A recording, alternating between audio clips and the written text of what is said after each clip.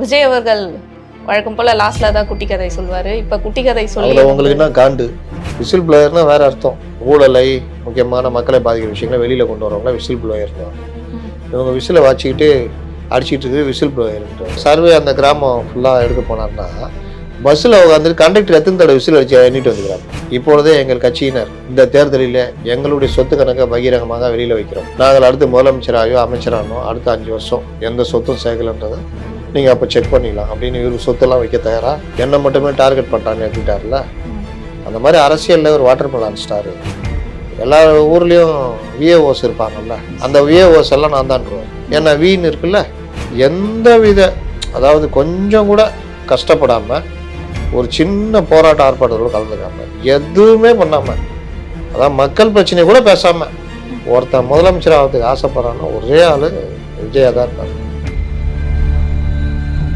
உங்கள் ஆரோக்கியத்தின் உற்ற நண்பன் ஹெல்தி ஸ்வீட் ஃப்ளார் உடனே ஆர்டர் செய்யுங்கள். 4ஆம் துணையர்கள் அனைவருக்கும் வணக்கம். இன்று நம் நிகழ்ச்சியின் சிறப்பு விருந்தினர் ஊடகவியலாளர் முத்தலிஃப் அவர்கள் இணைந்துள்ளார். வணக்கம் சார். வணக்கம். விஜய் அவர்கள் வழக்கம் போல லாஸ்ட்ல தான் குட்டி கதை சொல்வாரு. இப்ப குட்டி கதை சொல்லி உங்களுக்கு என்ன காண்டு? என்னங்க சார், என்ன சார் காண்டு? அவர் தான் சொன்னாரு உங்களுக்கு என்ன காண்டுன்னாரு. அதனால குட்டி குட்டி கதை ஸ்டோரி சொன்னா உங்களுக்கு என்ன காண்டு நான் கேக்குறேன். இல்ல, நம்ம வழக்கம் போல எப்பயும் லாஸ்டா குட்டி ஸ்டோரி முடிச்சு நம்ம வெற்றி நிச்சயம் நம்ம தான் வெல்வோம்னு நன்றி சொல்லுவாரு. இப்ப ஸ்டார்டிங்கே குட்டி கதையில இருந்து ஸ்டார்ட் பண்ணிருக்காரு. அது இந்த என்ன படம், அது எங்க ஒரு பாட்டுக்காரன் ஒரு படம் வந்துச்சுல்ல, அந்த வசனம் எழுதுனா அந்த படத்தை ஏதாவது பார்த்துருப்பான்னு நினைக்கிறேன். அந்த எழுதி கொடுத்தவன் அதில் அந்த காளை அடக்க போவாப்புல, யாராலும் அடக்க பார்ப்பாங்க முடியாது. இவர் ராமராஜன் போய் பாட்டு பாடி அடக்கிடுவார். பேச்சு பேச்சு பெருமை உள்ள பேச்சுன்னு. அந்த மாதிரி இவன் புல்லுக்கட்டை கொடுத்துட்டு அடுத்து என்ன பண்ணுவான், காளையை கூட்டிகிட்டு போய் வயலில் கொண்டு போய் மேய விட்டாரான். அதுக்கு போய் வயலில் மேய தெரியாதா? இங்கே வந்து இவன்கிட்ட புல்லுக்கட்டு வாங்கி தான் போகுமா? அதனால் என்னமோ ஒரு கதை சொல்லணும்னு சொல்கிறாங்க. கரகாட்டக்காரன் படம் மாதிரி ஒரு கதையை சொல்லி வச்சுக்கிறாங்க. அதுல வந்து இந்த சின்ன பையன் வந்து நம்ம டிவிக்கே பெரியவர் தமிழ்நாட்டு மக்கள்லாம் அந்த காலை தான் அரசியல்வாதிகளாம். காலை தான் தமிழ்நாட்டு மக்கள், அரசியல்வாதிகள் தான் அந்த பெரியவர்கள், அடக்குனவர்கள், காணாம போனவர்கள், புதுசாக சில வந்தவர்கள் அப்படின்றார். அந்த அந்த குட்டி கதையோட குட்டி கதையோட எல்லாம் அந்த காலை வாங்கி அந்த காலை விட்டு போயிருப்பாங்க. விஜயம் காரில் ஏறணும்னா அது என்னன்னு தெரிஞ்சிருக்காது. ஏன்னா மனப்பாடம் பண்ணது ஒப்பிச்சிட்டாரு, மறந்து போயிட்டுருக்கும், அதில் போயிட்டு இருப்பார். அவ்வளோதான் அந்த ஸ்டோரிக்கு மரியாதை. இதுவும் ஸ்கிரிப்ட்ல ஒரு டிவி காரனுக்கு மட்டும் எடுத்துட்டு விஜய் சொன்ன அந்த ஸ்டோரி என்ன அப்படின்னு ஒன்று உருட்டுவான். நான் இன்னைக்கு பார்த்தேன், கார்லேருந்து இறங்கி ஃப்ரண்ட் பேக் சீட்லேருந்து இறங்கி ஃப்ரண்ட் சீட்டில் ஏறினார். அப்போ நான் மனசுக்குள்ளே யோசித்தேன், இவனுங்க பாரு காரில் இருந்து விஜய் செய்த அந்த சம்பவம் அப்படின்னு போட போகிறான் அப்படின்னு. அதே மாதிரி நம்ம நண்பர் ஒருத்தர் பேட்டி எடுக்க வந்து சொன்னார், சார் நான் ஏமாந்து போய் பார்த்துட்டேன் சார் அப்படின்னு. என்ன காரில் இருந்து விஜய் செய்த அந்த சம்பவம் அப்படின்னு என்ன ஆச்சும் போலன்னு பார்த்தா பேக் சீட்லேருந்து இறங்கி ஃப்ரண்ட் சீட்டில் ஏறினது நியூஸாக போட்டுக்கிறான் சார். அதுக்கு முன்னாடி விஜய் கட்சி ஆரம்பித்தது, விஜய் வந்து நடித்தது, அவர் கட்சி ஆரம்பித்தார், அந்த கட்சி இதாச்சு, அங்கே மாநாடு, கரூர் சம்பவம், இதெல்லாம் எடுத்துகிட்டு கடைசியில் இந்நிலையில் வேலூருக்கு போகும்போது கார்லேருந்து இறங்கி ஃப்ரண்ட் சீட்லேருந்து பேக் சீட்லேருந்து இறங்கி ஃப்ரண்ட் சீட்டில் ஏறினார். இப்படி தான் இன்னைக்கு ஊடகங்கள் உருட்டின்னு இருக்காங்க. நாளைக்கு விஜய் சொன்ன அந்த குட்டி கதை, அதில் புல்கட்டுகள் எத்தனை சொன்னார், அடுத்து ஏன் வயலில் மேய விட்டார், இந்த மாதிரிலாம் உட்காந்து கோடிங் பண்ணிட்டு இருக்கோம். One word answer. ஆமாம்.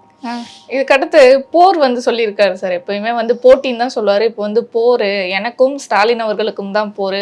ஆனா ஸ்டாலின் அவர்கள் ஏதோ தமிழ்நாட்டு தேர்தல் நடக்காத மாதிரி டெல்லிக்கும் எனக்கும் தான் போருன்னு சொல்லின்னு இருக்காரு அப்படின்ற மாதிரி ஒரு கருத்து. இவர் மட்டும் தமிழ்நாட்டில் வேற கட்சிகள் இல்லாத மாதிரி இவருக்கும் ஸ்டாலினுக்கும் போருன்றாருல, அது என்னது?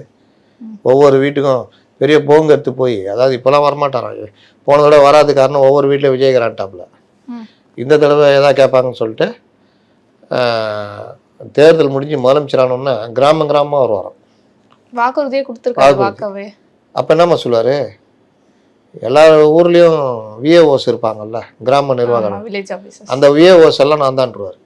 ஏன்னா வீண் இருக்குல்ல, நான் தான் விஜய் ஆஃபீஸர். ஆமாம், உங்களோட தான் இருக்கேன், நான் வந்த மாதிரி தான் அது அப்படின்றோம். ஆட தெரியாத மேடை போன மாதிரி இவர் வராதுக்கு என்னென்ன காரணம் பாருங்க. மக்களை நேசிக்கிறாராம் அந்த லட்சத்தில் இவர். அப்படியே ஆட்சிக்கு வந்தாதான் நான் எல்லா கிராமங்களுக்கும் வருவேன்னு சொல்லி வராட்டி நடிக்க போயிடுவார், படம் நடிக்க போயிடுவோம், வராட்டி படம் நடிக்க போயிடுவார். அட்லியை வச்சு இப்போ பேசினுக்கிறாங்க, படம் நடிப்பார். புஷிங்காக தான் தேவை, ஜாலியாக ஐன்னு போயிடுவாப்புல. அதனால் இவர் வந்து அதாவது உலகத்தில் எந்த வித அதாவது கொஞ்சம் கூட கஷ்டப்படாமல் ஒரு சின்ன போராட்ட ஆர்ப்பாட்டத்தோட கலந்துக்காமல் எதுவுமே பண்ணாமல், அதான் மக்கள் பிரச்சனையை கூட பேசாமல் ஒருத்தன் முதலமைச்சர் ஆகிறதுக்கு ஆசைப்படுறான்னா ஒரே ஆள் விஜயா தான் இருப்பாரு. கமல் கூட அங்கங்கே போனார், வந்தார், பேட்டி கொடுத்தாரு, ஊர் ஊராக சுற்றுப்பயணம் போனார், நினைவு பண்ணார். ஆனால் அது கூட நான் செய்ய மாட்டேன்னு இருந்துக்கிட்டு, ஆனால் ஊர் பெருமை, தற்பெருமை, சுய புகழ்ச்சி பேசிட்டு இருக்க ஒரே ஆள் யாருன்னா இந்த ஆளாக தான் இருப்பார். ஆனா இப்ப ஏதோ சிஎம் ஆயிட்ட மாதிரி தானே சார் விஜய் அவர்கள் பேசுறாரு. நினப்பு பொழப்ப கெடுக்குது, வேற என்ன நினப்பு தான் பொழப்ப கெடுக்குது. பேசுறாங்க பார்த்தீங்கல்ல, நேற்று இவர் ஆதவாஜன் என்ன சொல்றாரு, பிகிலு பிகிலு படம் தெரியுமா, அதில் ஒரு சீன் வருமா, இவர் காரில் ஏறி அந்த ஊருக்குள்ளே போவார், அதில் ஆரம்பத்தில் எம்ஜிஆர் பாட்டு பாடும் போல அப்படியே போடி யாருங்க தலைவரை ஊருக்குள்ளே ஒத்தையாளாக வந்துட்டான், அவனை விடக்கூடாது அப்படின்னோன்னா இவர் யாருக்கிட்ட நீங்கள் தாண்டா அவர்கிட்ட மாட்டினுன்ற மாதிரி சண்டைலாம் போடுவார். அது சீன் பை சீன் சொல்லுங்கிறாருங்க உட்காந்து பொதுக்கூட்டத்தில் மனப்பாடம் பண்ணி சீன் பை சீன் சொல்கிறாரு. அவர் சொல்ல கீழே ஒருத்தன் போட்டுக்கிறான், அவன் ஒரு ஸ்போக்ஸ் பர்சனு, அப்படியே போட்டு சீன் பை சீன் ஓடுது. இவங்களை நீங்கள் கேட்குறீங்களா நான் முதலமைச்சர் நம்பிட்டாருன்னு, இதுதான் காரணம். அடுத்து RAW ஏஜெண்டா விஜய் இருக்காருன்னு நம்பிடுவாங்க. அப்புறம் விமானம் ஓட்டுகிற விஜய், அதுக்கப்புறம் காவல்துறை அதிகாரியாக விஜய், காதலராக விஜய், கல்லூரி மாணவராக விஜய், இப்படி ஒவ்வொரு இதுவும் விவரித்து பேசுவாங்க. என்ன பேசுகிற, தமிழ்நாட்டு பிரச்சனை என்னப்பா பேசுனேன், தெரி படத்தை பற்றி பேசுனாங்க. அப்புறம் இங்கே வந்து இந்த ஊரில் என்ன பேசுனீங்க சார், மெர்சல் படத்தை பற்றி பேசினேன் சார். தேர்தல் நேரம் ஏதாவது கரெக்டாக பேச வேண்டியதுதானே சார், சர்க்கார் படத்தை பற்றி பேசிக்கிறோம் சார்.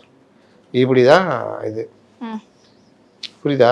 மக்கள் பிரச்சனை பேசணும்னா சினிமா பற்றி எவனா பேசிகிட்டு இருப்பான் மேடையில். ஆனா இந்த முறை வாக்குறுதிகள்லாம் கொடுத்துருக்காரு சார். நான் இந்த மாதிரி வந்தேன்னா அரசு கல்விகள்ல கல்வி தரம் வந்து உயரும், அப்புறம் கழிப்பறை நான் கட்டி தருவேன், அப்புறம் வந்து பெண்களுக்கான பாதுகாப்பு. முன்னாடி யாருமே கழிப்பறை கட்டி தரலையா?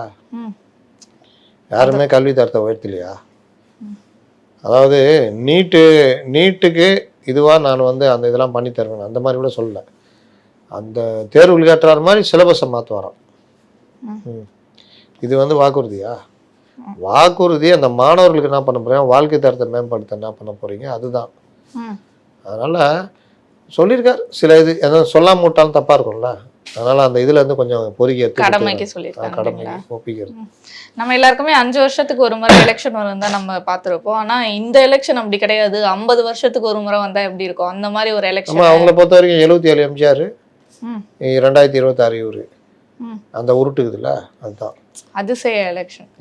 அதிசய எலெக்ஷனா இந்த எலெக்ஷன்? ஆமா, அந்த மாதிரிலாம் பண்ணியிருந்தா எலெக்ஷன் நேரத்துல வந்து மேடையில் ஏறி ஜனங்க பிரச்சனை பேசுவாங்கன்னு பார்த்தா இவர் நடிச்ச படத்தை டீகோட் பண்ணி எவனா பேசிட்டு இருப்பானா? அப்ப இதுலயும் அப்படிதான் அவர் நடிச்ச படத்தை வச்சு பேசியிருக்காரு. ஆமா, வேறனா இவரு ஆதவர்ஜுனா இனிமேல் அதை பண்ணி புஷி பேசுவார்ல, அவருக்கு பேசுறதுக்கு எதுவுமே இல்லை. இப்போ அவர் என்ன பண்ணுவாரு, அவர் ஒரு படத்தை தெரி படத்தை பற்றி ரொம்ப உருக்கமாக பேசுவாரா? இல்லை, நம்ம தலைவர் எவ்வளோ கஷ்டப்பட்டார், அதுக்காகவே நீங்களாம் ஓட்டு போடணும். தெரி படத்தில் பார்த்தீங்கன்னா அவர் பொண்டாட்டியை கொண்டுருவாங்க, அம்மாவை கொண்டுருவாங்க, குழந்தைய கொண்டுருவாங்க. அதுக்கு பிறகும் நம்ம தலைவர் வந்து அவ்வளோ இது பண்ணி நாட்டுக்காக பண்ணுவார். இப்படிலாம் உருக்கமாக பேசினா அந்த ரசிகர் உருகிடுவான்ல. அப்போ படத்தை வச்சு இப்படி உருக்கமாக பேசி ஓட்டு வாங்கிடுவோம். ஆமாம், முதலமைச்சர் ஆகணும்னு இப்போ நம்புறாங்கல்ல, முதலமைச்சர் ஆகிட்டு நம்புறாங்கல்ல, அதுவும் கிட்டத்தட்ட திரைக்கதை தானே. அப்போ இந்த மாதிரி பல வசனங்கள் தான். ஆமாம், வேற நான் ரியல் லைஃப்ல எங்கே இருக்கிறாரு, அவங்க சினிமாவில் நடிக்கிற மாதிரி தானே மேடையில் நடிச்சிட்டு இருக்காரு. ரத்தம் சேருது சகதிக்கு ஆய் உய் அப்படி நின்றுறாராம். அப்படியே கண்ணெல்லாம் கலங்கி இருக்காரு சார், அழுகிருக்காரு. இந்த இடத்துல அழுகணும் சார் அப்படின்னாங்க. உடனே அப்படியே அப்படின்னு நின்னோடனே அதுங்களுக்கு கீழே இருக்கிறதுங்களுக்கு ஒன்றுமே புரியல. போன தடவை ஸ்டக் ஆச்சு தலைவருக்கு, இந்த தடவையும் ஸ்டக் ஆயிடுச்சா அப்படின்னு. சரி ரெடி அப்புறம் அப்படின்னு பேசினு இருக்குதுங்க. ஸ்டக் ஆகிட்டு அவரு ரிலீஸ் ஆவார் பாரு அப்படின்னு. இவர் கவலையில் இருக்கிறாராம். இவங்க இங்க போன தடவை மனப்பாடம் மறந்து போய் நின்னாரு தெரியுமா, அந்த மாதிரி ஆயிடுச்சு போலன்னு நினச்சிருக்கிறாங்க. இதுதான் நிலைமை. பள்ளி வந்து ஏன் ஏமலை ஏன் பழி போடுறீங்க, நம்ம நண்பர்கள் தானே, அப்ப நண்பர்கள்னா நீங்க என் மேல பழி போட்டீங்கன்ற மாதிரி கரூர் சம்பவத்தை பேசியிருக்காரு சார். அது உண்மையிலேயே பழி வந்து ஸ்டாலின் நண்பராம். 58 கால அரசியல் அனுபவம், அவருடைய அரசியல் அனுபவத்தோட இவர் வயசு கம்மி, புது நண்பர். அவருடைய அரசியல் அனுபவம் இருக்குல்ல, அவர் 58 வருஷம் அனுபவம். இவருக்கு என்ன 49 50 வயசா 50 வயசா, அவர் அனுபவத்தோட ஒரு வயசு கம்மி. இவருக்கு வந்து அவர் நண்பராம். தென்னாவட்டு பேச்சு இருக்குல்ல, இதான் அழிச்சிரும். தென்னாவட்டு பேச்சு இருக்கவே கூடாது. நாமளுக்கும் அவங்களுக்கு தான் போட்டி. இந்த கேப்பில் சில அல்லு சில்லுங்கள்லாம் ஏதோ சொன்னார், சில்லறையா ஏதோ சொன்னார், பேசக்கூடாது. இவங்களாம் வந்து பேசிக்கிட்டு இருக்கிறாங்க. அவங்களான்னு மெர்சல் படத்துக்கு போய் நின்னீங்களே எடப்பாடி முன்னாடி, அப்போ பேச வேண்டியதானே. அப்புறம் இன்னொரு படம் மாஸ்டருக்கு 5 மணி நேரம் அப்பாவும் பிள்ளையும் உக்காந்தீங்களே, அப்போ சொல்ல வேண்டியதானே ஒன்றுக்கு உதவாதுங்க லிஸ்ட்டுங்கன்னு. இந்த மாதிரி தனம் இருக்கவே கூடாது. இந்த சில பேர் இந்த ரோட்டில் திரிவானுங்க பசங்க, இந்த கஞ்சா அடிச்சுக்கிட்டு ஒரு மாதிரி. அவனுக்கு நீ உதவி பண்ணால் கூட கொஞ்ச நாள் அவனை மூஞ்ச காமிப்பானுங்க, ஒரு மாதிரி நடப்பானுங்க. ஒரு பெரியவங்க சின்னவங்க மரியாதை கொடுக்காத மாதிரி ஒரு மாதிரி நடப்பானுங்க. ஏடா அப்படி இந்த நேரத்துலாம் ஸ்டேஷனில் மாட்டிகிட்டு எடுத்து விட்டா, அதை எடுத்து விட்டா நீ என்ன அப்படியா, நீ என்ன பெரியவனா அப்படின்வானுங்க. போயா கம்னு. அந்த மாதிரி தான் இருக்குது இது. என்ன உனக்கு எதுனா அதுக்கே நாங்கள் என்ன வேணால் பேசுவோம் அப்படின்னு.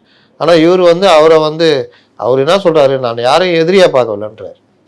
அரசியலில் நான் யாரையும் எதிரியாக பார்க்கறது இல்லைன்னு. எதிரியாக நடத்துவேன்லாம் சொல்ல அவர். எதிரியாக பார்க்கறது இல்லைன்னா அரசியல் ரீதியாக விமர்சனங்கள் மற்ற விஷயங்களில் அரசியல் ரீதியாக தான் நான் அணுகுவேன்.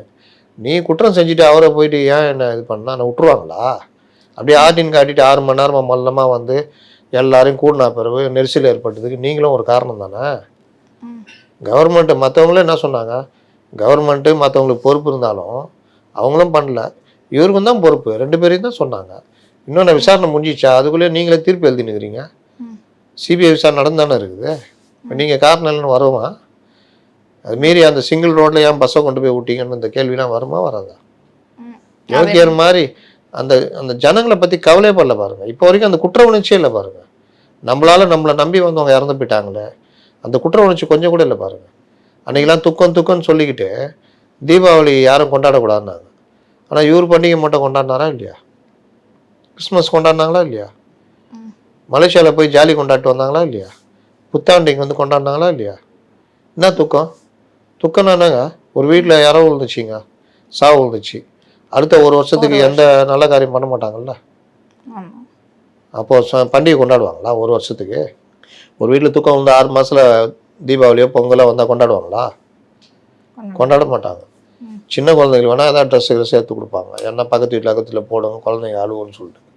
மற்றபடி யாரும் கொண்டாட மாட்டாங்க. நீங்கள் பூஜை கீஜை பண்ணிட்டு கம்மிந்துருவாங்க. அப்போ இதை பற்றின அந்த கஷ்டங்கள் வேதனை எல்லாம் விஜய் அவர்களுக்கு இல்லாமல் இன்னமும் இந்த அரசியலில் என்ன மாதிரி பேசலாம், எப்படி தாக்கலான்றதான் யோசிச்சுட்டு இருக்காரு. அவர் வேறண்ணா, அவருக்கு எதை பற்றி கவலை? இப்போ பேசினார அவரை கூப்பிட்டு கேளுங்க, பேசுனதே ஆபத்து இருக்காது. இதுதான் விஜய். மனப்பாடம் பண்ணி வச்சிடுறது காண்டு கீண்டு. ஆனா இவரை தான் வந்து எந்த அரசியல்வாதிகளையுமே வந்து ஒரு கட்சி தான் எதிர்க்கும், ஆனா என்ன மட்டும்தான் எல்லாருமே ஒட்டு மொத்தமா எதிர்க்கிறாங்கன்ற மாதிரி சொல்றாரு. இதுதான் இந்த மாதிரி காமெடித்தனம் பண்ணால் நம்ம கிண்டல் அடிக்கிறோம்ல, அதெல்லாம் எதிர்ப்பாடு நினச்சிக்கிறாங்க. இப்போ இந்த யார் வாட்டர் மிலான் ஸ்டாரு உட்காந்து காமெடி பண்ணதுக்கு எல்லாம் பார்த்து எல்லா சேனல்லையும் கூப்பிட்டு கிண்டல் அடிச்சிருந்தாங்கல்ல, அதெல்லாம் அவர் எப்படி எடுத்துக்கிட்டாரு? என்ன மட்டுமே டார்கெட் பண்ணுறான்னு எடுத்துக்கிட்டாருல்ல. அந்த மாதிரி அரசியலில் ஒரு வாட்டர் மிலான் ஸ்டார் அவர். அதனால அவர் அப்படிதான் பண்ணுவார்.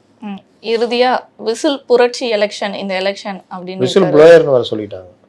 விசில் அடித்தாலே விசில் ப்ளோயர் ஆகும். விசில் ப்ளோயர்னா வேறு அர்த்தம். ஊழலை முக்கியமான மக்களை பாதிக்கிற விஷயங்களை வெளியில் கொண்டு வரவங்கள விசில் ப்ளோயர்னுவாங்க. இவங்க விசிலை வாச்சிக்கிட்டு அடிச்சுட்டு இருக்குது விசில் ப்ளோயர்ன்றாரு. இன்னொன்னு கூட சொல்லியிருக்காரு சார், திமுக இப்ப இருக்க ஆளும் கட்சியில இருக்கவங்க இல்ல கட்சியில இருக்கவங்க யாருன்னா கட்சிக்கு வர்றதுக்கு அரசியல் வர்றதுக்கு முன்னாடியும் பின்னாடியும் இருக்க சொத்து மதிப்பை வந்து ஓப்பனா காட்ட முடியுமா? நல்ல விஷயங்க, உண்மையிலே நல்ல விஷயம். எம்ஜிஆர் கூட இப்படிதான் கேட்டாரு. காமிக்க சொல்லலாம், கேட்கலாம், ரைட்டு. இதற்கு முன்னுதாரணமாக இப்பொழுதே எங்கள் கட்சியினர் இந்த தேர்தலில் எங்களுடைய சொத்து கணக்கை பகிரங்கமாக வெளியில் வைக்கிறோம். நாங்கள் அடுத்து முதலமைச்சராகவோ அமைச்சரானோ அடுத்த 5 வருஷம் எந்த சொத்தும் சேர்க்கலன்றதை நீங்கள் அப்போ செக் பண்ணிக்கலாம் அப்படின்னு இவர் சொத்தெல்லாம் வைக்க தயாரா? அங்கே கேட்கும்போது இங்கேயும் கேட்பாங்கல்ல. இல்லை நாங்களே முன்னுதாரணமாக இருக்கிறோம்பா, விஜய்க்கு இத்தனை காம்ப்ளெக்ஸ் இருக்குது, இத்தனை கல்யாண மண்டபம் இருக்குது, இத்தனை வீடு இருக்குது, இவ்வளோ கோடி சொத்து இருக்குது வைங்க. அருண்ராஜுக்கு என்ன சொத்து இருக்குது, ஆதவ அர்ஜுனாக்கு என்ன சொத்து, டெய்லி வருமானம் என்ன, எல்லாம் வைங்க. எப்படி வருது வருமானம் அதான் கேட்டார்ல. என்ன முதலீடு எப்படி வருது வருமானம்னு இங்கே கேட்டார்ல, அங்கே கேட்பாரா? ஏன்னா அவர் இப்படிதானே சொல்லியிருக்காரு, அரசியலுக்கு வர்றதுக்கு முன்னாடி இப்ப வந்ததுக்கு அப்புறம் ஆட்சிக்கு இன்னும் அவர். ஆமாங்க, அரசியல் வர்றதுக்கு முன்னாடி இவங்களுக்கு தான் போட்டுடணும்ல, நாளைக்கு இவங்களை கணக்கு எடுக்கணும்ல. ஓ இப்ப முன்னது வச்சுட்டு பின்னாடி நீங்க ஆட்சிக்கு வந்த இப்போ திமுக சொல்றா, எப்பா நான் கணக்கு வைக்கலப்பா, இப்பதுல இருந்து நான் வைக்கிறேன்பா கணக்கு, நீயே வைப்பான்னு சொன்னா என்ன பண்ணுவீங்க? அப்படிதானங்க பார்க்க முடியும். அப்ப நாளைக்கு விஜய் நீங்க எப்படிங்க, அவர் கேட்கறாருல அந்த கேள்வி, இதே கேள்வி விஜய்க்கு ஆதவ அர்ஜுனாக்கு அருண்ராஜுக்கு மற்றவங்களுக்கு வைக்கணும்னா நீங்க எப்படி ஆரம்ப கணக்கு எழுதணும்ல. அப்போதானே ஒரு 5 வருஷம் பொறுத்து என்ன சொத்து ஏறி இருக்குதா இறங்கி இருக்குதா தெரியும். அப்போ இன்னைக்கு அவங்களும் வைக்கணும்ல. சார் அவர் தான் தூய சக்தியாச்சு, அவர் மேல ஊழல் கரையே இருக்காது. அவர் சொல்லிக்கிட்டாங்க, கணக்கு வைங்க, பேப்பர்ல வைங்க உங்க தூய சக்தி எல்லாம் பார்ப்போம். அது வச்சா அவர் மாட்டுவாரா? எனக்கு என்ன தெரியும். தூய சக்தி தான் 1.5 கோடி கட்ட மாட்டேன்னு சொல்லிச்சே. ம். அதனால நம்ம அத அவர் வச்சுட்டு மத்தவங்கள ஏங்க சொல்லணும்ன்றீங்க. அதானுங்க, அப்படிதானே கரெக்டு. ம். ஏப்பா இந்த மாதிரிலாம் பண்றீங்களேப்பா, ஒருத்தன் பசியில இருக்கான், அவனுக்கு சோறு போட மாட்டேன், நீங்களா என்னங்கடா மனுஷங்களா அப்படின்ட்டு நான் சோறை கொடுத்தாதான் நான் சொல்ல முடியும். நான் உட்காந்து சாப்பிட்டுக்கினேன், அங்க ஒருத்தன் பசியில இருக்கிறான், அவனுக்கு ஏதாவது மனுஷன் தான் இருக்குதா அப்படின்னு நான் சாப்பிட்டுன்னு இருந்தா, ஆமா நீ யோகியவன், நீ வைக்க வேண்டியதான்றா நீ அப்படின்னு கேட்பாங்களா மாட்டாங்களா? கேட்பாங்க. அப்ப நீ யோகியனா முதல்ல நான் வச்சிடறேன்னு வச்சிடணும்ல. ம். பாவம் புசி, அதான் பாவம் ஆளாயிட்டு வராரு. ம். நான் கொடுமைகள் நடக்க போதும், இந்த கட்சி விட்டு போயிடலாமான்னு யோசிப்பார் புசி. இதோட ஒதுங்கிலாம் தலைவரை, நான் வர தலைவர், நீ புதுசா வம்பிழுத்து விட்டுறேன் என்ன அப்படின்னு, கொண்டு போய் ஈடியில விட்டுருவோம் போல அப்படின்னு. ம். அதனால புசி அவர்கள் அந்த மாதிரி யோசிப்பாருன்றீங்க. ஆமா. இப்போ இந்த விசில் புரட்சி எலெக்ஷன் எந்த அளவுக்கு பாதிப்பை ஏற்படுத்தும் இல்ல இம்பாக்ட் ஏற்படுத்தும் சார்? சவுண்ட் அந்த நேரத்துக்கு கேட்டுச்சு, அவ்வளவுதான், வேற என்ன. ம்.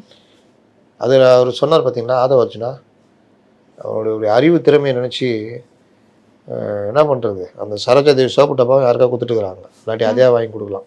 ம். இவர் கட்சிக்கு ஆதரவு எந்த லெவலில் இருக்குதுன்னு மகாபலிபுரத்துலேருந்து கோவலம் வரைக்கும் பஸ்ஸில் ஏறி உட்காந்துட்டு தொப்பிலாம் போட்டு மாறு வேஷத்தில் வந்தாராம். சொன்னார் பார்த்தீங்களா இல்லையா? ஆமா, நாங்க பஸ்ல வந்து பேருந்துல சர்வே எடுக்க போனோம். அது வந்து நாங்க சர்வே நான் நினச்சேன், ஏதோ சர்வே அந்த கிராமம் ஃபுல்லாக எடுக்க போனார்னா பஸ்ஸில் உட்காந்துட்டு கண்டக்டர் எத்தனை தடவை விசில் அடிச்சு எண்ணிட்டு வந்துக்கிறாங்க. ம். அவங்க விசில் சின்னம் எந்த அளவுக்கு சேர்ந்துருக்குன்னு ஆராய்ச்சி 13 தடவை அடிச்சாராம். அதனால 13 தடவை. அப்படி லெஃப்ட்ல திரும்பி ரோட்டை பார்த்துருந்தாரு வச்சுக்கிங்க, இலையா இருந்திருக்கும், செடி கொடியா. அப்போ என்னடா இவ்வளோ வாய்ப்பு இருக்குது அதிமுகவுக்கு, இவ்வளோ இலை இருக்கு அப்படின்னு தெரிஞ்சிருக்கும். கொஞ்சம் நிமிந்து வானத்தை பார்த்துருந்தாருன்னா சூரியன் கூடயே வந்திருக்கும், எங்கேயும் போவாதில்ல, கூடயே வருது. சூரியன் நம்ம கூடயே வருது, பரவாயில்லப்பா. எங்கே போனாலும், மகாபலிபுரத்தில் போனாலும் இருக்குது, அண்டார்டிகாவில் போனாலும் இருக்கும், ம். எங்கே போனாலும் சூரியன் இருக்கும்ல. ஆ. வேற நான் கை, அவர் கையே கொஞ்ச நேரம் பார்த்துட்டு வந்தோன்னா, ஐயோ கைடா அது மாதிரிடா, எங்கே பார்த்தாலும் கை சின்ன இருக்குதுடா அப்படின்னு. ம். இதெல்லாம் உவமைகள், இதெல்லாம் உதாரணமா. சர்வேவும் ஃபுட்பால் கிரவுண்டில் போய் உட்காந்துக்க வேண்டியதானே. 90 நிமிடமும் விசில் அடித்து கொண்டே இருந்தது. இது தவிர எக்ஸ்ட்ரா டைம் கொடுத்தாங்க, அதில் வேற 8 நிமிஷத்துக்கு விசில் அடிச்சாங்க அப்படின்னு சொல்றதா? இதிலிருந்தே ஜெர்மனிலேயே நமக்கு ஆதரவு இருக்கிறது. ஃபுட்பால் கம்பெனிங்க இருக்குதுல்ல, பெரிய பெரிய கிளப் இருக்குல்ல, யூரோப் கிளப், அங்கேயே விஜய்க்கு பயங்கர ஆதரவு. அங்க விசில் அடிக்கிறாங்க, அங்கே ரெஃபரிலாம் விசில் அடிச்சு ஆதரவு தெரிவிச்சுனாங்கிறப்பல. இந்த மாதிரி பல விசில்கள் வந்து ஆதரவு தெரிவிக்குதுன்னு நினைக்கிறேன் சார் தமிழ்நாட்டுல. தொடர்ந்து பேசுவோம் சார் பல நிகழ்வுகளை பற்றி. நன்றி.